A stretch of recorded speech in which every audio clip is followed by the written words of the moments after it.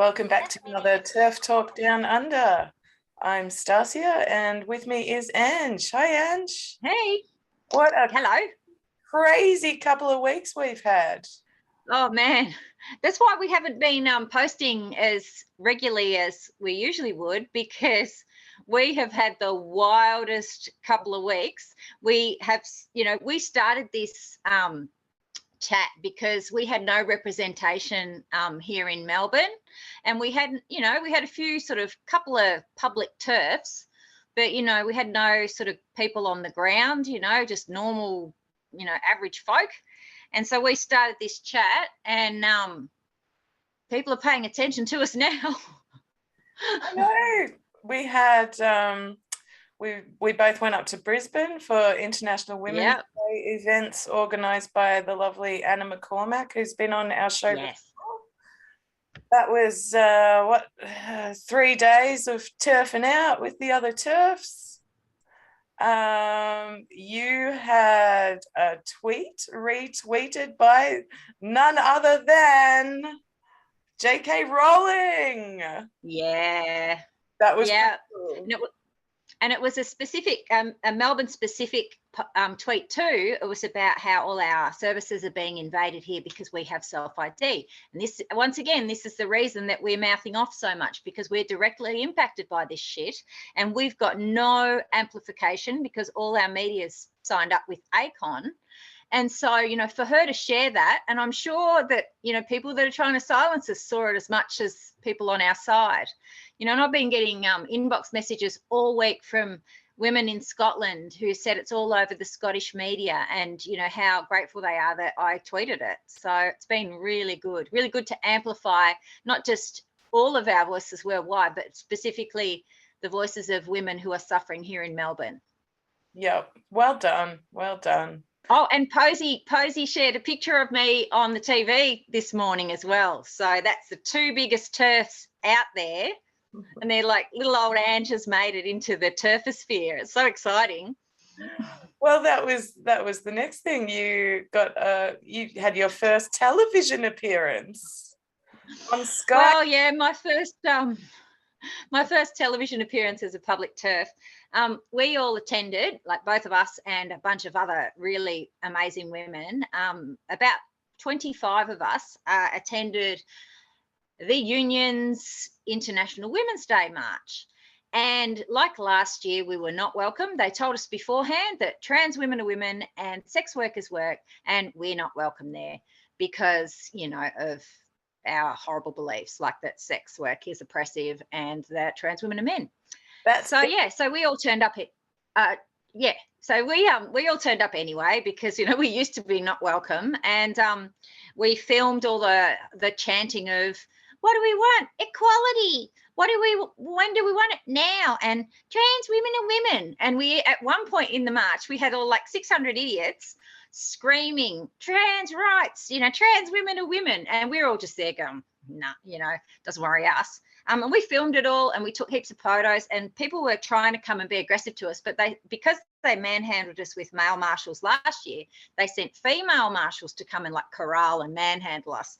So I was using like Jedi mind tricks on them to make them go away. And they failed. They completely failed in their efforts to keep us out of the march. But once again, we got to the end of the march and they turned on us and told us that we weren't allowed to be in the street because they said it was Trades Hall. And Trades Hall is where, all the different unions are represented. And so they were trying to kick us off a public street, and the cops had to come over and ensure our safe passage. But we got all the little aggro bits on film. And we participated in the march fully. And so I tweeted all of this stuff, and people from Sky saw it, and they used all our footage and asked me to go on a very conservative and I would say right-wing news channel as a feminist, as a lefty feminist. They asked me to go on their channel and talk about what happened to us. And and it was great. I was a bit nervous because it's the first time in the studio. But the fact that they were willing to have me as, a grassroots lefty and a former unionist and all that stuff on their channel, because this issue is so important. That was quite amazing. And they were very friendly and nice, even though I'm like their worst nightmare. So I'm really, really grateful to Rita and Sky for having me on the show. I think you did a very good job. I would have been nervous and not able to breathe properly. I think you did really well. Well, after 4 days in Brisbane and then the next night a rally, so that's 5 days of straight turfing, and then the next day on TV, I found out in the morning that I was going to be on TV that night. So that's 6 days of straight turfing and I'm on television. I was just so exhausted and brain fried. I was just going, but I think I got the message across. Yeah, you did. And you've been in the media too. You've been all over YouTube. Have I? Oh yes. Yeah, the lovely Rachel Wong from Women's Forum Australia invited me, Kath Deeves, and Anna Kerr on for a chat. That we recorded that on Monday, and then Tuesday was International Women's Day. So the topic was break the bias. That was the theme of International Women's Day this year, and we just discussed that from a gender critical perspective. So yeah, thanks to Rachel for that. But back to the march. So we were sandwiched in between these 3 idiots holding a banner that said something about queer spaces. 2 of them were men, I presume queer men. One of those men verbally abused me. And it's like, what the fuck does queer spaces have to do with International Women's Day? Shouldn't that have been lesbian spaces? I wasn't. All the lesbians were with us. Yeah, that's right. And then behind us was the fucking Socialist Alliance, who were chanting stuff like class 1, 2, 3, 4, we declare a class war. And I just thought that was so funny, because they can't even define women as a sex class and they're chanting for class war. Well, I've told you that they're all in my inbox saying, we agree with the TERFs. So, although they did yell out trans women are women when everybody else did, I think there's a few dissenters in the Socialists that are starting to see the class divide, and that trans activism is very much a product of capitalism, which socialists for dummies, right? So I think there's a few people twigging on, and I think that's one of the many reasons that they're sort of drifting away from all the other groups. There's and when people say there's like big, fractions in the left, it's true. Like, we're all going off in different direction. Like, the left is eating itself. Yeah, totally. The scary thing is we might have, full-on fascist conservatism voted in as a result. But anyway. Yeah. But then what's better, like total debauched anarchy with no morals and kids, encouraged into sex trafficking, which is what they're doing when they're promoting, sex stuff to kids. Like totalitarian fascism has many forms these days. There's some real dodgy shit coming out of the left that frightens me even more than some of the stuff coming out of the right. And I'm a lefty. Like, that's the complete they're pandering to pedophiles, and the complete capture of the government and everyone to people with really dodgy interests. That's as dangerous as anything the right are pulling out towards us. I don't know if you saw, I posted a screenshot that someone else had shared of some t-shirt company selling a baby onesie with the word support sex workers on it. And it included... Yeah, I've seen a bit of that stuff. Included the trans symbol. for me, that felt like pedophilia. Why the fuck have you got a baby promoting prostitution, for God's sake? What kind of parent? Yeah, the left. What kind of parent would buy that for their baby infant? You know. Exactly. But then they're the same sort of parents that, you know, think that their child's born in the wrong body when they're like 3 years old because they pick up, you know, a Barbie if they're a boy.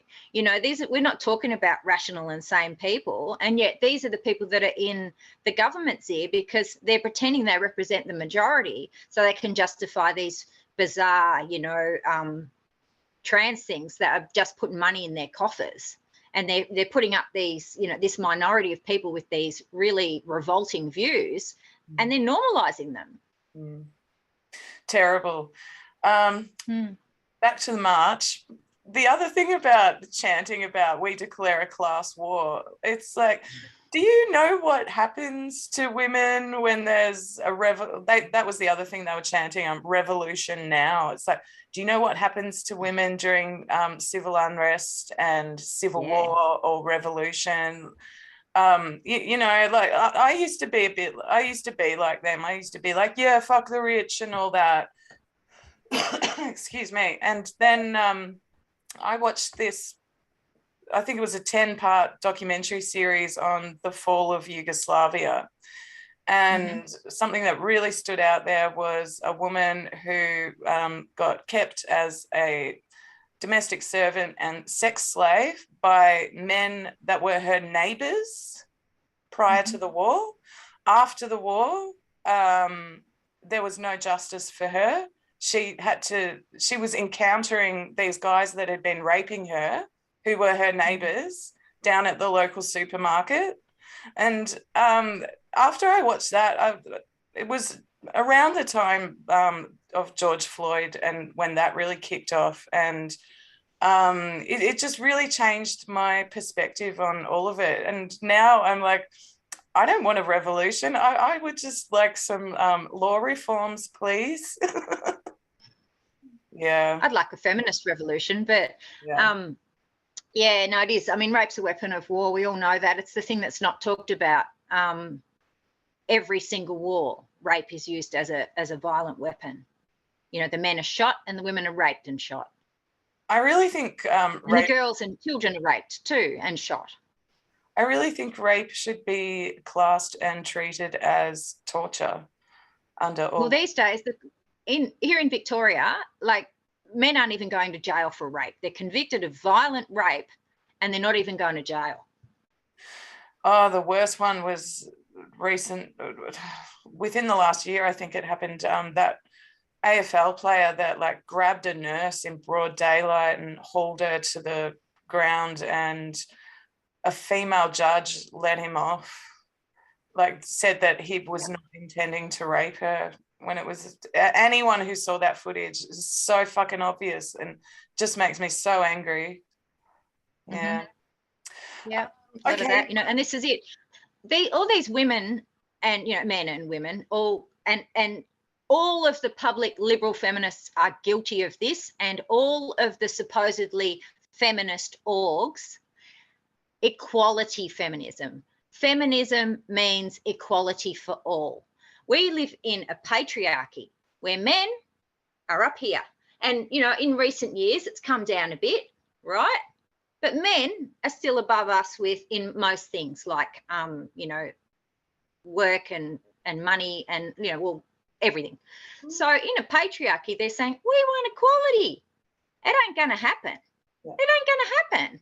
You know, the men are never going to let you have equality, you stupid cows. Sorry, it's a gendered slur. What you really need is liberation and autonomy, and you need equal rights. You don't need the same as men, because men aren't happy. Men don't have it all. You don't want to be the same as them. Equality is ridiculous, absolutely ridiculous. That was one of the chants at the march. What do we want? Equality. When do we want it? Now. And no, we don't. And I'm going, no, we don't. I was changing it to, what do we want? Women's spaces. When do we want it? Now. Yeah. I got quite fired up. I wasn't expecting to, but Yeah, I really lost my shit at the beginning of that march, because, you know, they had all these speeches, which we couldn't even hear because the sound system was pretty crap. And then as soon as the march started, someone, I'm pretty sure she was with Socialist Alliance, came over and was like in someone's face, one of our women's faces. I can't remember who it was, just like screaming abuse at her. And I started just yelling, TERF power, over and over again. I had a go at one of the marshals. I said, you have completely destroyed solidarity between women. Yeah. By siding with trans activists. I really let her have it, and I don't think she could. But, you know, when I think of solidarity, I think of Rojava, Syria. It's this little section of Syria where when civil war broke out, they kept it for themselves. They have women that parole, you know, is it parole? Parole the streets? Anyway, they keep the streets safe. They walk around with guns. They are the police force. It's all women. At the sort of community level, it's set up with communes. And so you can have your street in the suburbs is a commune, but the commune has to be comprised of 60% women. And then there's another tier of communes all the way up to like the level of prime minister, which is a position held by a female and a male. That is equity. And if we had something like that, there is no way any of this self-ID bullshit would have got through. It just wouldn't have. Yep. Women would have been alerted to what was happening, and some other compromise would have been made, which would have probably been third spaces for transgender people. Because female politicians, they're not deliberately out to sell in the sisterhood. They know that their place in that party depends on selling out the sisterhood. They know. I think so. Because I'm 100% sure that there's women in the Victorian government that know men are not women, and they don't want men in women-only spaces, and yet they voted for it because they know that they will lose their place. They will lose any tiny little bit of influence they have if they don't toe the party line, and the party line is to betray women. Yep. You've reminded. I got tricked into voting for the Animal Justice Party at the last election. For the first time, I didn't vote Labor. I voted Animal Justice and Labor. And a month later, the MP from the Animal Justice Party came out and said both his kids are trans, and he's been on the bloody trans agenda the whole time. So I'm mortified that I voted for that dickhead. And anyway, at Brisbane, a couple of ladies came up to me, and they are all in the Animal Justice Party, and they all think he's a dickhead and he has to go. So vote Animal Justice. I was really pleased, and I've had a lot of politicians from different parties contact me and say, look, we don't agree with our party line, you know, we're against this, or we don't agree with our leader taking this stance. People in the Greens, people in Labor, you know, we know most of the Liberals are sort of, you know, on our team. But yeah, no, I've been amazed how many people have come forward and said, no, this is not the view of the voters. This is, you know, ideological capture by one or two people. Something you said reminded me of the comments on your Sky News interview. Don't look at them. I only read a few. It was all man haters, not the woman haters. Ugh. Yeah. And I got into a bit of an argument with a woman who said, feminism is bad, and just look at what they've done to films, inserting the feminist agenda into Hollywood films. And I was just like, oh my God.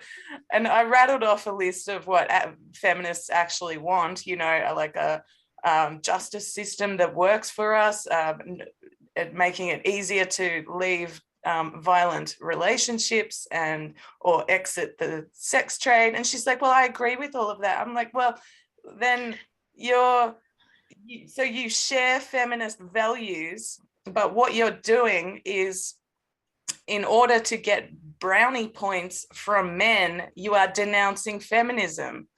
And what you said earlier about, you know, female politicians voting for this shit and colluding with the boys, it's exactly what this woman was doing in the fucking comments. Sorry, I'm swearing a lot today. I'm angry. That's all right.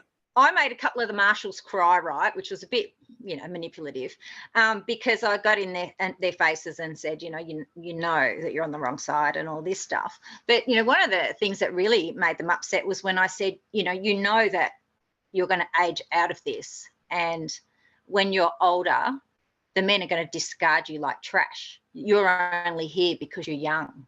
Yeah, and easy to manipulate. And one of them was like, and ran away and didn't bother me for the rest of the march, because it's true. They're young and easy to manipulate, and they're trying to clamber their way up in the union. And the men know that. They're taking advantage of it. They're using them to attack other women. And this is the thing.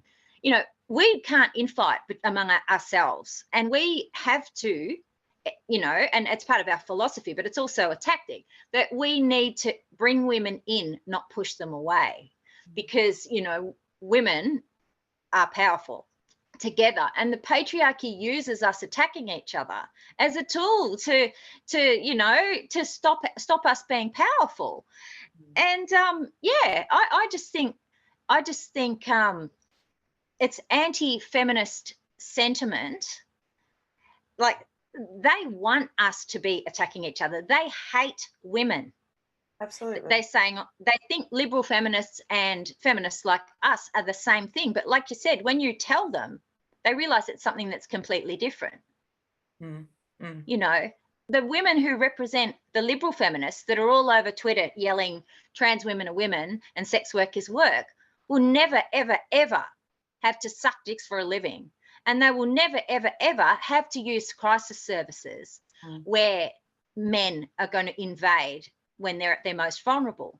Because these are, you know, wealthy middle class women who have the luxury of private healthcare and all of those other things. And it's poor and working class women who are suffering. And it's a class divide, you know, and those women, instead of stomping on us, they should be lifting us up. It's ridiculous. But, you know, we're just going to have to start at the bottom, and the working class and, you know, the disadvantaged women with the few allies from other classes that we can get, we're just going to have to start at the bottom and work our way up and build a movement of women that support and empower women back like they did in the 60s and 70s and 80s. Yep. Well, our guest has arrived. I'm going to bring her in now. Sonia is, I am guessing, a long-time activist here in Victoria. She came along to the IWD march on Tuesday as well. She also made the trip over to Hobart for the Gender Identity in Law forum, Legend, which was fantastic. Here she is. Hi. Hi, Sonia. Can't hear you yet. Oh, now we can. Oh, turn that back on. The audio's off. My audio is playing up too. You just have to switch your audio back on Sonia. It's off at the moment. Oh, it was muted. Can you hear me now? Here she is. Yeah, I can hear you. Yay. Hello. I need to... Yeah, that's better. Hi. Welcome. So, what did you make of Tuesday's march? Well, the attitude was similar to what we've got in previous years. The response from a number of individuals was pretty much what I expected, but the union response to us, like, there was no coordinated violence or obstruction of us. In previous years there has been. So it was pretty tame compared to other years, yeah. And what happened to you in previous years, just to give people an idea of what's gone on in the past? Okay, in previous years we have been met with extreme violence from individuals, incidents such as one of my friends having her umbrella wrenched from her hands and an attempt to stab her with that umbrella. We've been interfered with, and people wrestling signs away from our women, and people forming physical barriers, standing in front of us and not allowing us to progress with the march. So I've attended the march for several years now in a wheelchair, and so I'm particularly vulnerable, and I get targeted as I'm particularly vulnerable. And of course, the men and women targeting us know that it will draw a more obvious physical response from my friends. So, yeah, last year was the very first year that the police seemed to even notice what was happening to us, even though it was happening to us under their noses. And at the very beginning of the march last year, the police stepped in and wouldn't allow people to impede my progress. And that was huge. That was a huge win for us, because every other year the police have just literally looked over our heads and looked past us. You know, in the wheelchair, I have in 2019 and 2020 received so many blows to the head, I stopped counting. Police saw men trying to burn my face with lit cigarettes and did nothing. Oh my God. So it's really been up to the women around me to keep me safe. And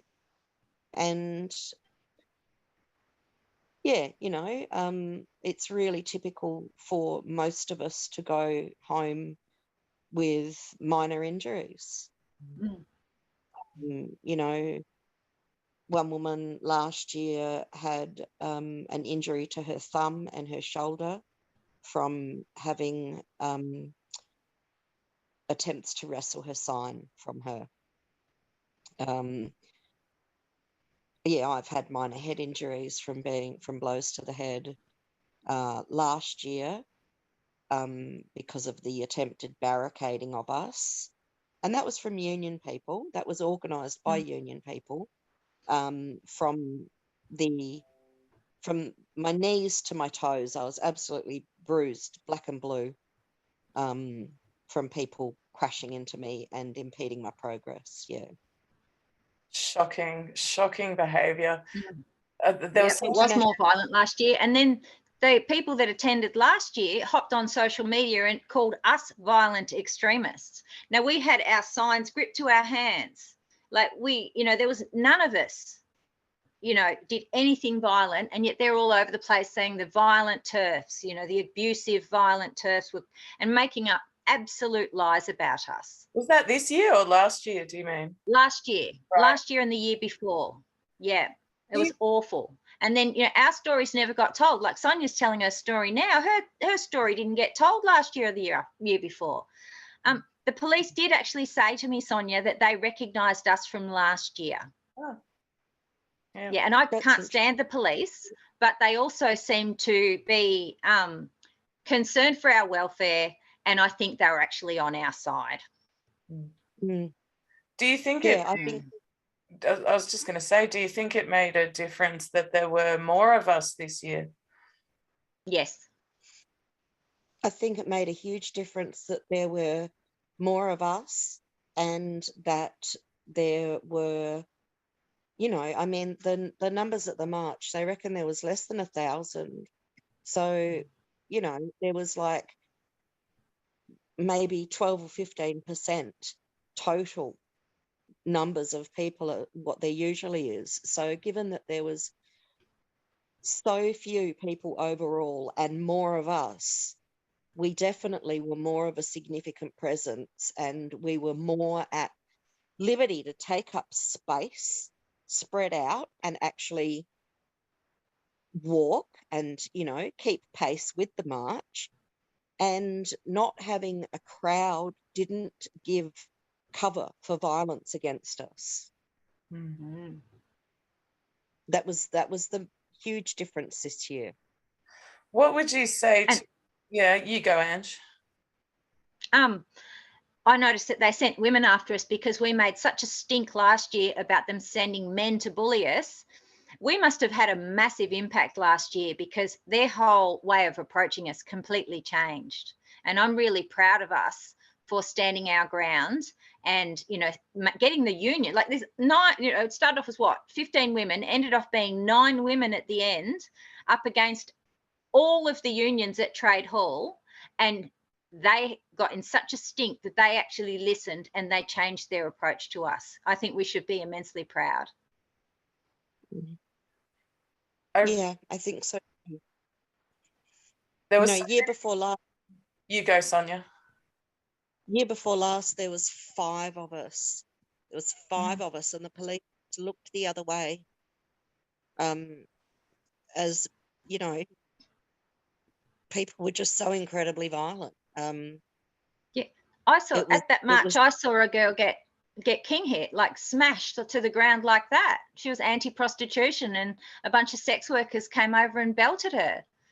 It was awful. Yeah. Genevieve Gluck has written a piece on what happened in other countries, Spain, France, I think Brazil as well. There was some pretty serious violence against women at the International Women's Day marches in those countries. And a lot of it was coming from pro-prostitution activists. Yeah. Mm-hmm. So I think I think we did well. That's what IWD in Melbourne has become in the last few years. It's become pro-trans women and pro-prostitution, and it really hasn't been anything much about women or working women at all. So Sonia, like me, you're like a grassroots person. Like, you've been involved with helping women who are escaping domestic violence, women who've come out of prison, women escaping prostitution for decades. You've been a grassroots activist, having people in your own home, going to them when they're in distress, yelling at the cops, yelling at the people at the court. You're one of those hardcore women's rights activist women. How does it make you feel to be erased by everyone, like in these situations, like, when it's meant to recognize women like you and the people that you deal with, that all those instances have now disappeared and it's not talked about? How does it make you feel? Makes me livid, makes me absolutely livid. And the ageism and the ableism from young people makes me livid.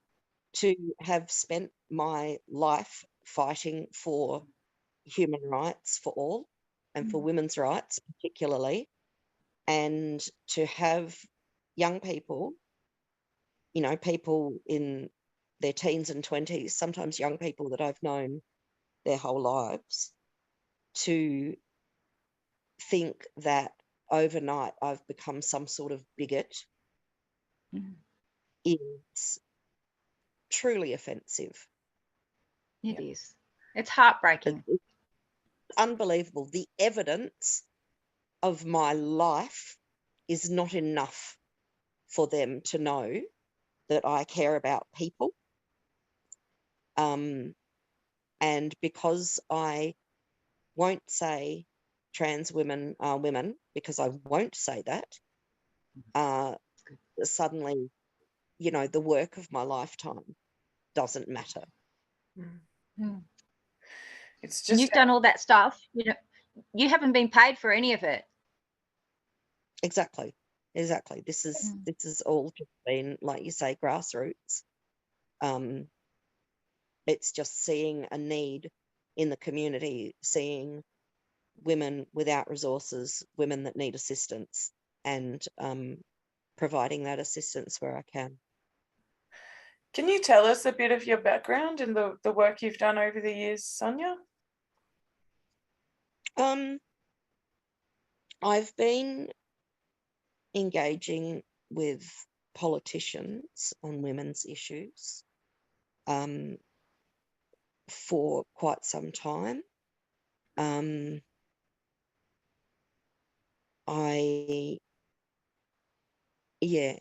don't really want to identify myself. Okay, that's okay. Yeah, totally understand.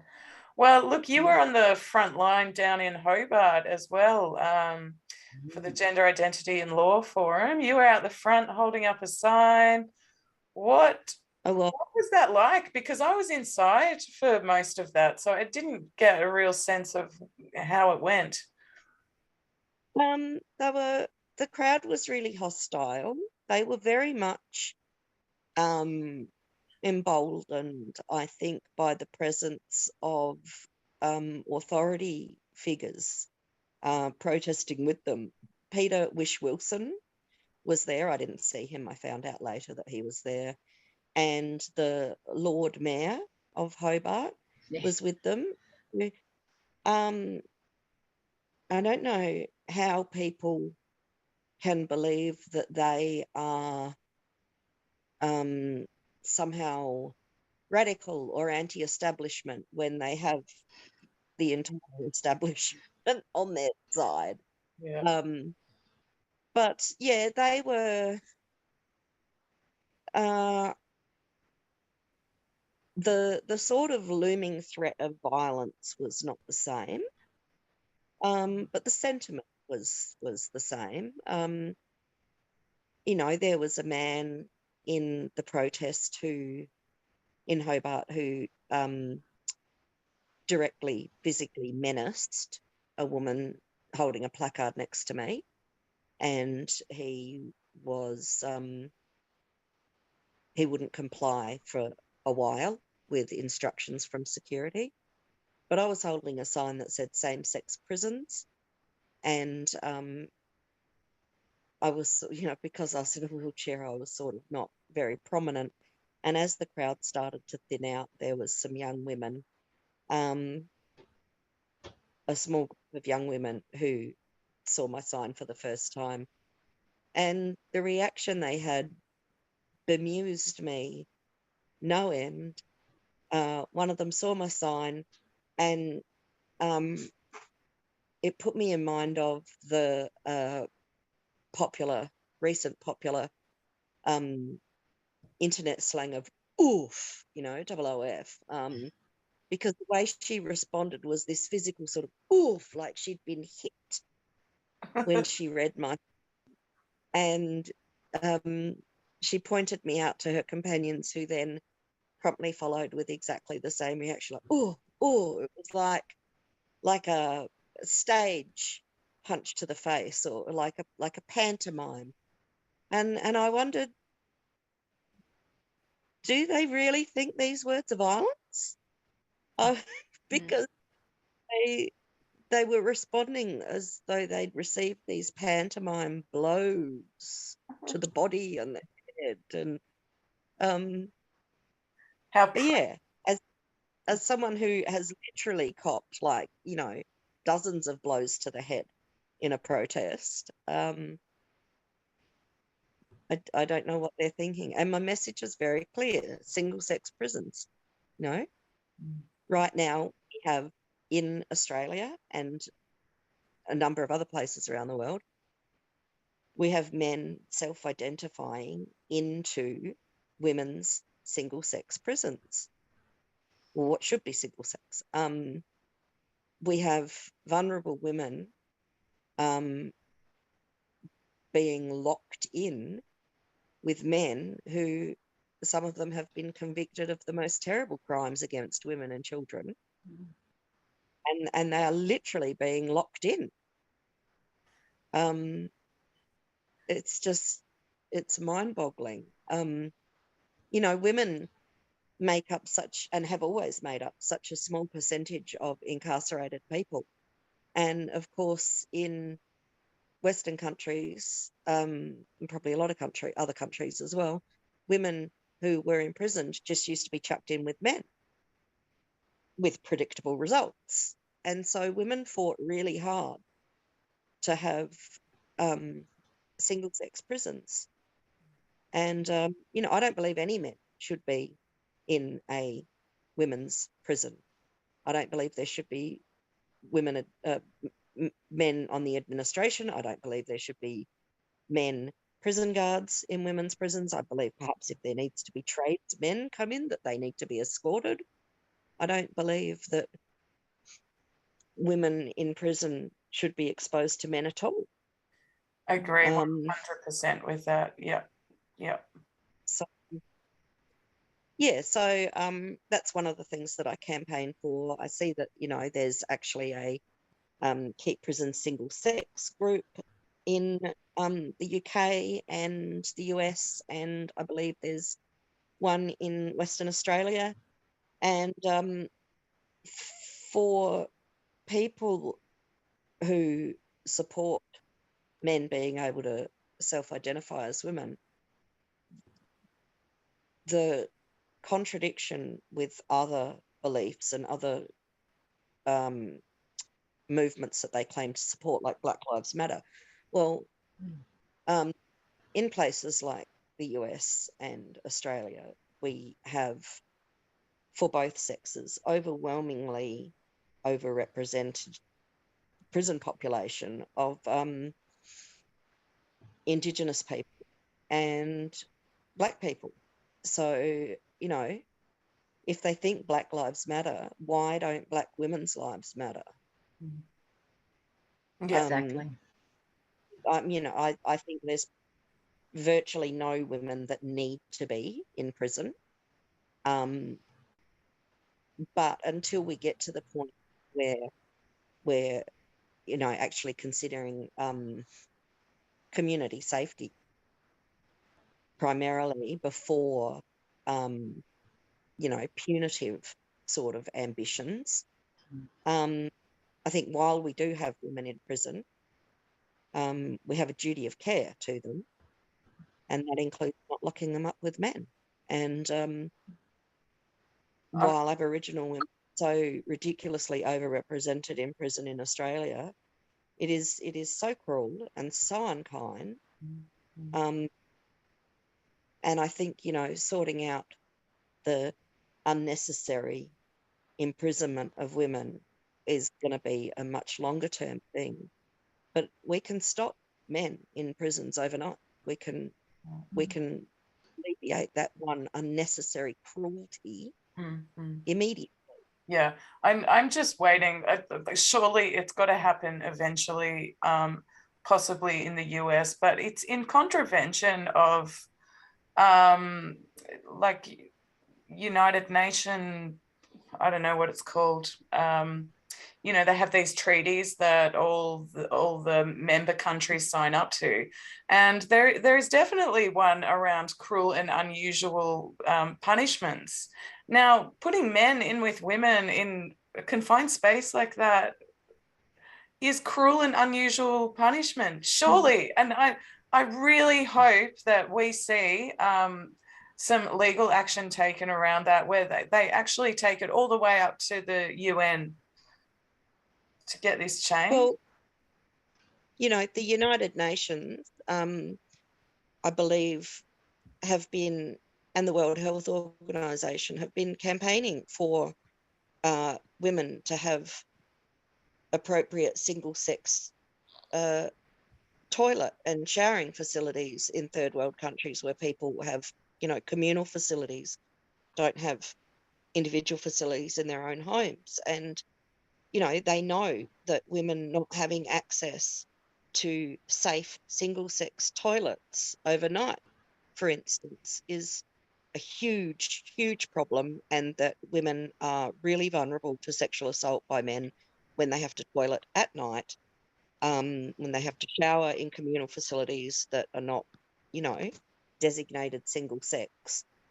So they're campaigning for the creation of safe toilets for women and girls in third world countries, while simultaneously campaigning for the removal of single-sex toilets and facilities for women in first world countries. It's economic. The decision to have men in women's prison is opening doors for them to only be one prison, because to have a women's prison and a men's prison costs more than one prison. So, I think they're going to go back to the dark ages where they were throwing women into men's prisons and we'll all just have one. Now, we're in a country where the mental health system is an abysmal failure. There are no support for vulnerable women like, women with addiction. There's no rehabs. There's no support groups. And we're in an epidemic of domestic violence where reactive violence, which is a response to violence, is a normal experience for women who are experiencing domestic violence. And that's where she does it too. Man lands 50 blows, woman throws cup at man's head. Oh, it's the same thing. So, a woman who's in a hotbed of domestic violence for years and years and years and years and doesn't strike back, it's no surprise she sticks a knife in him one day, right? So women are in prison for different reasons than men. And yet, society in here is just willing to just go, oh, they're prisoners. Who cares? Who cares if they're in there with rapists? Who cares if they're, in there with male guards who abuse them? And that happens all the time too. It's just despicable, and it's all about money. In our state, Victoria has removed any new toilets that are built are unisex in a public space, parks, children's playgrounds, and places like that. They're going the same way with everything that is sex segregated, including prisons. It's just awful, awful. Absolutely. Yeah, I think this is something that needs a lot more attention. Women in prison deserve better. Absolutely. Just back to the march, at one point I just felt like this is pointless. We're not changing minds here. This is just two groups just butting up against one another. And it has been suggested since, I think you're frozen, Sonia. I think we might have lost. Still there? Oh, I can still hear you. There you are. And it has been suggested since that we need our own march next year. And let's just do it separately, maybe on the same day. I think also other women will feel more safe to attend because we're not facing off with union thugs. Speaking of union thugs, the number of CFMEU flags that were at that march, my God. And wasn't their president accused of domestic violence? Domestic violence. John Stassja. Yeah. John Stassja. Mm-hmm. And they're all standing by him too. Behind him? Standing behind him, did you say? Yeah. It was a sausage fest. Yeah, they're all standing with him like, yeah, it was. It really was. So yeah, I had one, and he was holding a placard, and it had the trans flag as background to the text on both sides. And on one side it said trans rights are human rights, and on the other side it said stop violence against women. And we spotted him as soon as we arrived, and I wondered if he was going to be a problem. And he was the only one this year, which was just amazing. But he was the only one who came and stood in front of my wheelchair to impede my progress. And he did it very cunningly. He sort of dropped back from the people he was walking with and positioned himself between me and some of the women that I was with. And, walked in my line, walked in, my trajectory, and then sort of slowed down and slowed down and slowed down, and then stopped and stopped. And I wheeled myself into him. I hit him in the ankle. And immediately a union marshal woman came and thoroughly told me off. And I said, he's impeding me. He's impeding my progress. And she said, no, he doesn't even know you're there. I said, well, he does, because I've just rammed him in the ankles. She gesticulated to all the vacant space that there was around us and said to me, why don't I move? Why don't I take measures to avoid him? And I said, well, I won't, because I'm in a wheelchair. It's a women's march, and I'm a disabled woman, and he will take steps to avoid me. Thank you. Yeah. That's anyway, you, isn't it? So I was really, I was absolutely furious, and I asked him, was he gonna go and tell his mother next time he saw her? Was he gonna tell his mother that he was obstructing and harassing women on International Women's Day at the International Women's Day March? And my friends reckon he looked a bit ashamed and scurried away a little. But I don't know. I'm never quite convinced that they feel any shame, or they wouldn't behave like that in the first place. No, they don't. So that's the sort of thing to us that would normally happen to me 100 times at International Women's Day. And, it happened once. Was he trans? No, he didn't. But he was giant. He was a giant, able-bodied man. I saw him. He's come to International Women's Day with a sign about men's rights.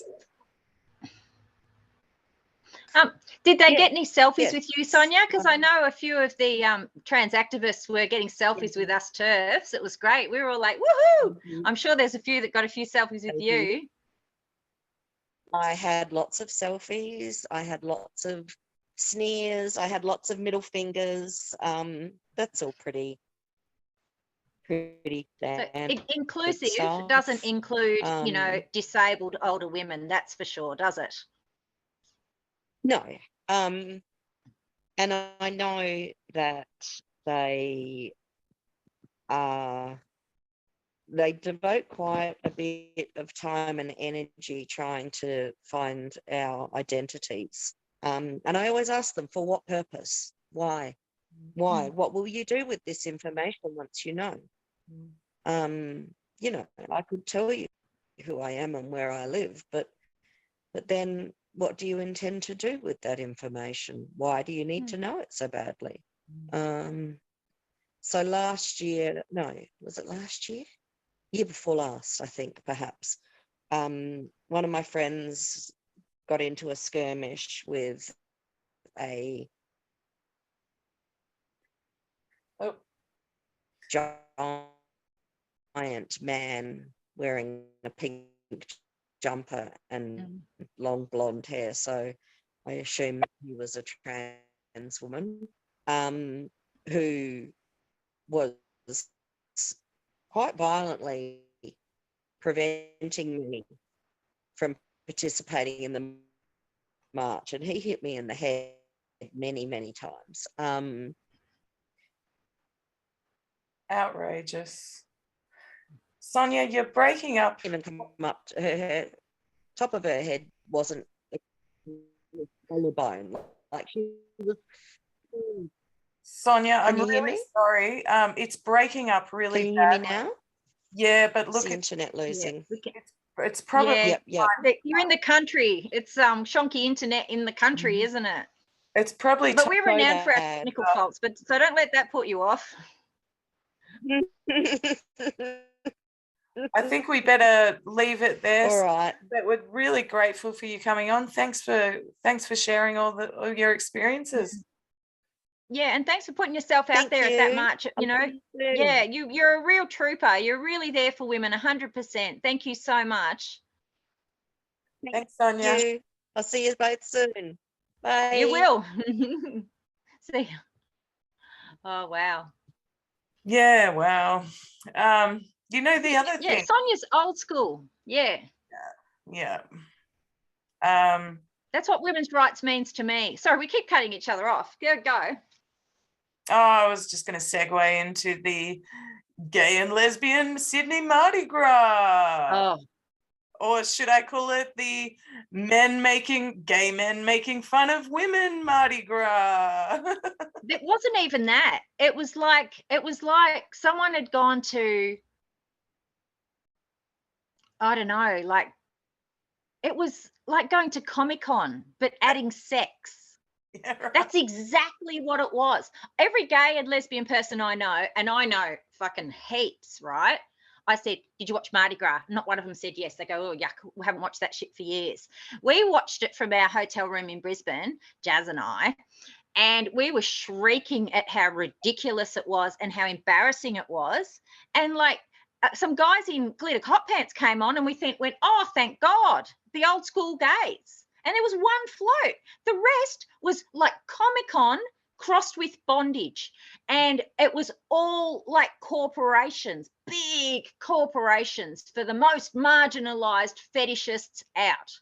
And every single float was sponsored by major companies, by local government, by the state government, by the police. It was the biggest friggin' joke I've ever seen. Now, Mardi Gras started as a protest movement because gay and lesbian people had no rights. They couldn't walk down the street with and have anyone know that they were their partner. You know, I grew up in those times where if you touched your partner the wrong way, someone would punch you out for being same-sex attracted. Like you had no legal rights if you're in a same-sex relationship. You couldn't share your super. You know, they couldn't go guarantor on a loan. Like all that stuff in my lifetime. And Mardi Gras was a protest that was intended to get people, gay and lesbian people, rights, right? And now it's the biggest farce you've ever seen. It's cringy and embarrassing. And no person, gay, lesbian or bi, or even most trans people, would want to be associated with that. And it was all the queerios, and which are zesty, you know, like polyamorous straights in weird ass friggin' Comic-Con outfits and bloody dog chains, and no representation from real actual gay, lesbian, bi, or even trans people. There were no normal trans. They were all drag and just hypersexualized and revolting. So worthy of a rant. The funniest thing that came out of that was this, I think it's just a Facebook page. I don't think they're an organization or anything, but it's LGBTI Rights Australia. They had a big whinge that the hosts had used the words gay and lesbian. That was problematic. Ladies and gentlemen, that was problematic. And there was something else I can't remember that was same-sex attracted. They apologized. The ABC apologized for using the words same-sex attracted. So if you're gay or even lesbian and you're watching this and you're telling us that they're not trying to erase you, you are wrong. Yeah.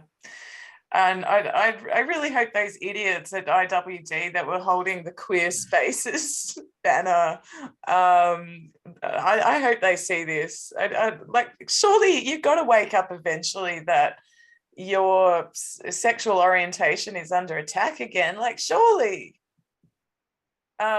You'd think so, but I think they're too afraid to say anything because all of the support organisations are fully captured. So in order to get, you know, the support and, you know, most of their friends have been in like, you know, ACON or any of those, you know, gay rights or gay support networks, because they do offer actual, you know, one-on-one support for people. Victorian AIDS Council, like there's so many, you know, that used to be fantastic grassroots organisations that are now private entities and corporately captured. People are reluctant to let go. You know, if you've survived AIDS and you're part of an AIDS charity, you don't want to turn against them just because they're coming in with some weird queerio thing. You think, well, hang on, you know, they were there for me at a really shit time in my life. I don't really want to go against them and everyone there. If this I believe in them and that this ideology isn't that harmful to me. Well, guess what? Your charity has been captured by something that is inherently harmful to you and every freaking gay kid out there. If they get their way, there will be no more gay, because every effeminate boy will be transitioned. Absolutely. Oh, it is mind-boggling. A couple of other... Do you know? Yeah. One of the best things to happen out of all this TERF stuff, right? I thought I would be the most maligned person in the world. It's brought all the lesbians and gay people back to my village. Like, I'm stuck out in boondock suburbia with, you know, school mums and soccer mums and stuff who I adore. You know, I was one for a bit. I was behind the picket fence. But, you know, it's brought all the gays and lesbians back to my village, and even a few trans people. And I'm just so grateful to have such, you know, warm and interesting and funny, and, you know, because the experiences that they had in early life have made them, you know, resilient and hilarious. And I love people like that. So thank you to, everyone for coming back into my life and making it have meaning. Oh. That's all I want to say. We're going to have to wrap up quickly, but I just want to say a few other things that have been in the news. Some prominent private boys' school in Adelaide has decided that a boy who now thinks he's a girl can remain at the school. That was worthy of news. Just made me think, like, that boy must be on an absolute high at the moment. He's made national news. The school is designing a new fucking uniform for him to wear, which I assume is going to be a skirt, because only girls wear skirts. Boys can't wear skirts. It was just such a perfect example of this whole love bombing that kids are getting when they come out as trans, and it's just going to solidify this identity for him. And, you know, it might not be for another 10-15 years before he's like, something clicks and he's like, oh shit, I've fucked up my body, you know. But he's not at any risk of harm. See, this is it. All the media is pushing the, gay kid, you know, this kid's going to, trans kid going to school. That child's not in any risk of harm from the other boys because he's a boy. And so they're normalising that. But what happens when it happens the other way around? When a girl wants to identify into a boys' school, it's not going to happen. No. You know, or it is going to happen and she's going to be put at harm, you know. And, like, you can't have it both ways, folks. You know, boys and girls are fundamentally different. And, that, you know, that's just more like trans washing, just pretending, it's all normal, when it's just a boy at a boys' friggin' school. No news. Yeah. It shouldn't have been new. Other story, I got a journalist, Clarissa Bai from the Daily Telegraph up in Sydney. She reached out for me to ask me for a comment on a story that just came out this morning about a primary school in New South Wales where they've just built fantastic new gender inclusive toilets. So one side of the block is for boys with one unisex toilet.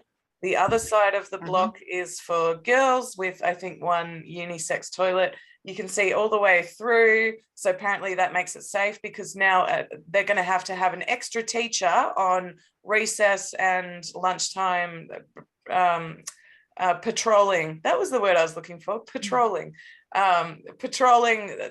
Making sure that the kids are behaving themselves in this toilet block now. So that's extra work for teachers. There's no urinal. I remember sitting in the toilets and, trying to unwrap a tampon wrapper so nobody would hear. And I was in a girl's toilet and I didn't want the person next to me to know that I had my period, and remember trying to open it without making a sound. That's how uncomfortable and insecure teenage girls are. I've got them in my house and I remember being like that myself. So imagine getting your period or having a poo in a toilet room next with the boys next to you and boys next to you and boys outside. Can you imagine what they will do to that girl who walks out of that cubicle? I got my first period on grade 6 camp. Me too. Oh, okay. Yeah. Sovereign Hill. Well, and you know, girls are getting their periods younger these days, and there has been speculation that it's due to hormones in the food supply. So there are going to be girls that get their first period at that school, and they're going to be sitting in a toilet, not knowing if they can come out and get help from a teacher. You know, it's just bad idea. Makes me so angry. Poor kids. It is. It's terrible. All right. But I'm actually excited about the prospect of our women's march, a women's march that's for women. Yeah. And I think a lot of people will get on board. They don't necessarily have to be like crazy radfems like me. They don't have to be Christians. But, you know, women's march for women. Let's bring back women's rights. And even if we get 50 or 100 people for the first one, if we have one, the momentum will build. And already just, you know, standing at that march, it was a sea of men. And a day that used to be a celebration of women and, you know, a place to, you know, join with your friends to think about plotting to overthrow the patriarchy. And now it's a sausage fest. We need our own march. And I'm really excited. And, you know, people have said to me, you know, yeah, let's do it. So it'd be great. Message us if you want to get in contact about that. I'm going to put links in the description. Thank you to all our subscribers. Yeah, I've got to say, thank you. How touching was it meeting women up in Brisbane and even at the march on Tuesday, and they're saying, "Oh, I'll watch you on TERF Talk." How cool! Yeah. There's a dude, and he's probably watching. Hello, who saw me in the street, and he goes, "Oh, I know you," and I went, "Know where you're going? I watch your YouTube," and I'm like, "What?" Yeah, it was cool. It was really cool. It's nice to know that we're reaching out to people out there. You know, I don't like thinking about it when we're on though, because I get nervous. But yeah, it's nice to know that, you know, that we're just sort of bumbling along, and what we're saying is resonating with people. It's fantastic. Thanks, everyone. We'll see you next Friday. Yes. Yeah, thank you.